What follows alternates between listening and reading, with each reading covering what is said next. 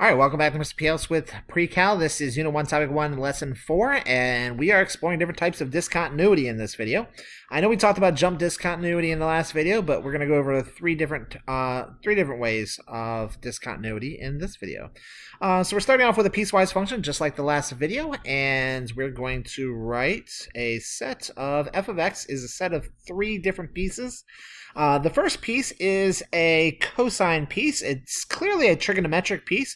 Now you'll notice that it would end right here, which means it completes one full wave after about 6.28, which if you remember, one full circle is about 2 pi. So that's actually a typical normal unit circle. So that is simply sine. So if this was going to continue, it would start right here at the midline. So know that first piece is sine of x. And it is sine of x when x is less than -2. And then the second piece is a linear piece, and you'll notice that it's going down 1 right 2, so it's -1/2 x plus 2 because it starts at 2 right here. That's where it hits the y-axis, and it goes down 1 right 2. And it has that equation from when x is between -2, which is or equal to this time because it's a filled in circle, and between that and +2, and it's not or equal to because it's an open circle. And then the last piece is clearly a quadratic. You can see it's a parabola type shape. First thing I need to do is identify where the vertex is. It looks like it's at 4, -6, and that's going to help me be able to write the equation. So I'm going to write it in vertex form. So that's x minus 4 squared minus 6. So that's right 4 down 6. Yep. And it has that when x is greater than or equal to 2. And there you have it. All right. So, quick review. Domain, remember, is everything from left to right. It's a list of all the values of x's, all the inputs, ranges of all the outputs, which is your up or down. It's basically the height of the function. Increasing is when the function, it's the interval in which the function is increasing, and this is obviously the interval when it is decreasing. I'm going to do a couple of these. I know they take a little bit of time, so I'm not going to do all of them, but I'm going to show you some end behavior. So this is kind of a review of what we've done in the past. Before I do so, though, let's talk about what happens when we hit asymptotes. So when we describe the end behavior when we have hitting a horizontal asymptote, it's going to just be closer and closer and closer to whatever that value is, what it happens to be, which is the height of that. And if you hit a vertical asymptote, then you know you're either going down towards -infinity or you're approaching positive infinity. So there's your two different things that could be occurring. Now this piece right here, it has a horizontal asymptote, which means that we know that we are... So in piece A, we know we're dealing with an exponential function, but we're not trying to come up with the actual function itself. We're just talking about end behaviors. So as x is approaching to the left, so towards -infinity, then f of x is approaching, so as I go to the left, it is approaching -3. And as x is approaching to the right, positive infinity, and you'll notice that this piece is going down towards -infinity. So basically, remember, once again, that end behavior is just basically how the function is behaving at both ends. So b, that's this piece right here, which looks like a square root function. So as x is approaching to the left, it's going down towards infinity. So f of x, which represents the height, is going down towards -infinity. And as x is approaching positive infinity, meaning it goes to the right, then the height of the function is going to get closer and closer and closer until it reaches exactly -5. A couple more of these. So c, as x is approaching -infinity, what's happening is that it's getting closer and closer and closer, but it's never going to reach a height of 0. And then as x is approaching positive infinity, then the height is approaching 3.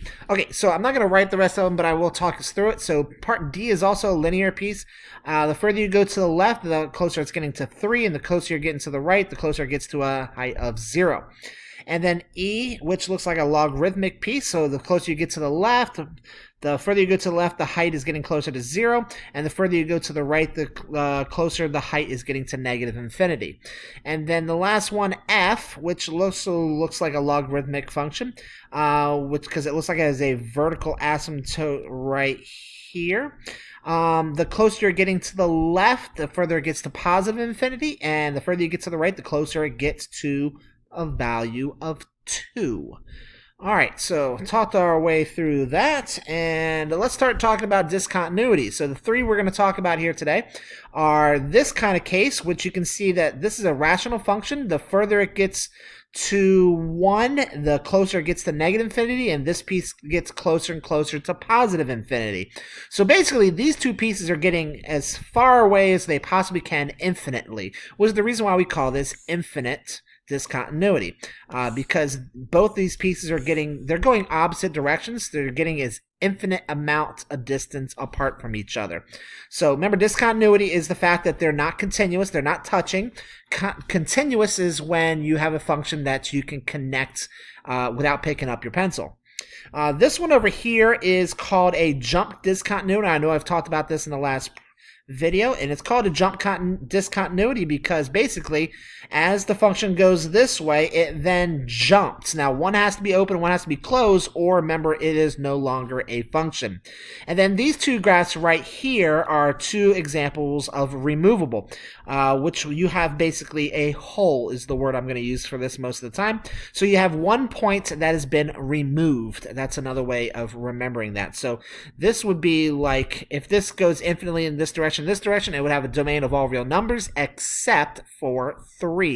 Or actually the dot is right there. So actually it would be all real numbers. I didn't see that dot right there. This one would be the exact same thing I just said. So it would be all real numbers if it went infinitely in both directions. Let's say if it was sine or cosine. And it would have everything except for the number 4. Okay, and what values of x is the function g of x continuous, discontinuous, and what type of discontinuity is it? So this one right here, it's at x equals 1, 2, 3 at -3. So x is -3 is where it's discontinuous. And the type of discontinuity is a jump discontinuity. B is a removable discontinuity because it's removed this one little hole right there. And it's at x equals -2. And C actually has two infinite discontinuities. It has one right here and one right here. It has one at x equals -4 and one at x equals +4. So it actually has two infinite discontinuities. And this one actually has two discontinuities as well. It has one removable at x equals 0. So this has been removed down to here. And it also has an infinite discontinuity at x equals 2. Okay, and my last, because I think the last one was the exit ticket. Yes, it is.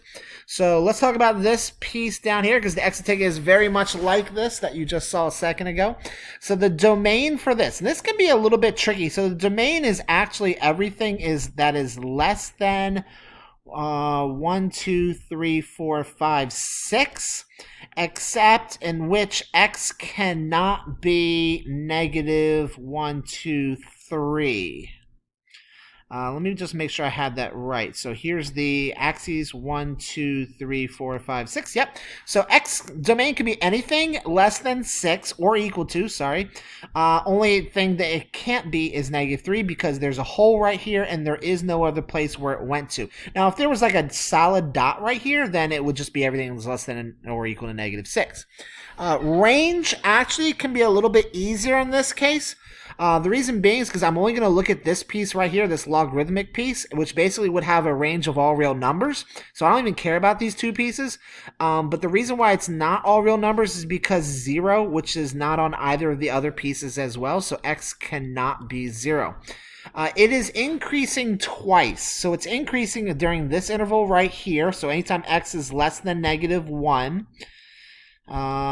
Or, now keep in mind it's not or equal to because that would be the asymptote, so it never reaches that point. Or, it also is also increasing, it's increasing right here until you get to -1.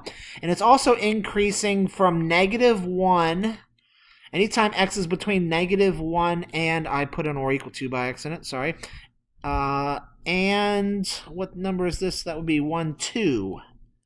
And it shouldn't be or equal to either. Okay, so those are the 2 times that it's increasing. Then it never decreases. Now, I know you might be thinking this is decreasing, but you always read a function from left to right. So this is actually an increase. So because this is going up, this is also going up. There's no point when this function's ever going down. So if you were going to do the if you were going to do a function table or like a t-cross and you're going to put them in order, all the domains, your y values are always going to be increasing. What type of discontinuities do we have and what type? Where do we have them? So we have one right here. We have a removable right here at x equals -3. We also have a jump at x equals 2. and we also have an infinite discontinuity at x equals -1. So we actually have all 3 types in this example. All right, please give it a like to help you learn something about those 3 different types of discontinuity, and look forward to more future videos. Thanks again for watching. Have a good day.